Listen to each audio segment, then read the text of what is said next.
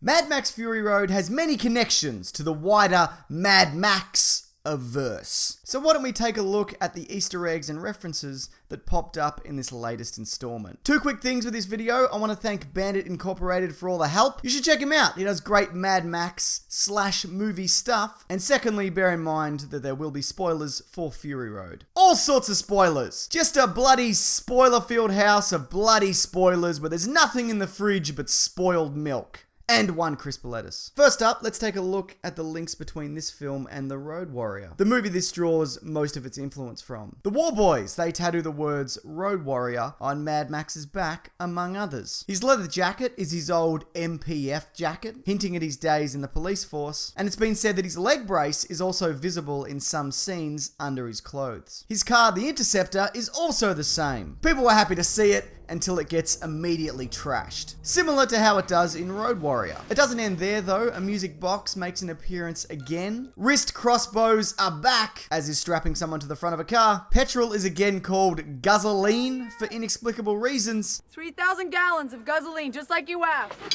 Fuel!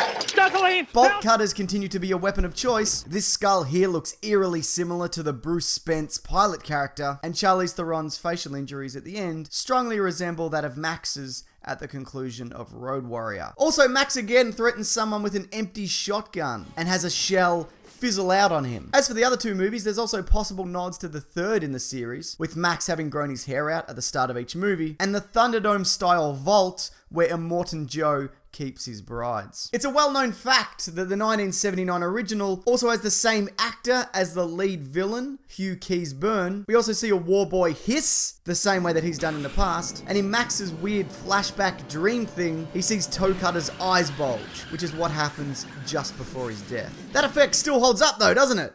Nah, that doesn't. A few of the casting choices are also linked to director George Miller's cancelled Justice League movie. Hugh Keays-Byrne was set to play Martian Manhunter, and Megan Gale, a member of Furiosa's clan, was to play Wonder Woman. Now, there's been some confusion about where this movie lies in the Mad Max mythology. Originally, the film was again to feature Mel Gibson. Then when the role was passed to Hardy, it was thought that Gibson was going to play the role of a drifter and the original Max, which would mean Hardy was going to play someone inspired by his deeds. None of this turned out to be true, of course, and this movie has no definitive time period. This film, in my mind, is after Thunderdome, but the chronology doesn't quite work. I basically say it all happens next Wednesday when all the bad things we read in the news come to pass, and something we never saw coming, and we jump 45 years into the after the apocalypse. Director George Miller never intended for any of these films to have a solid continuity, as it wasn't originally planned as a trilogy. It's also been said that there's been many tales of the Road Warrior, and this is simply another legend that may or may not have happened. Finally, that's one of those little gardening forks. It's not an Easter egg or a reference, but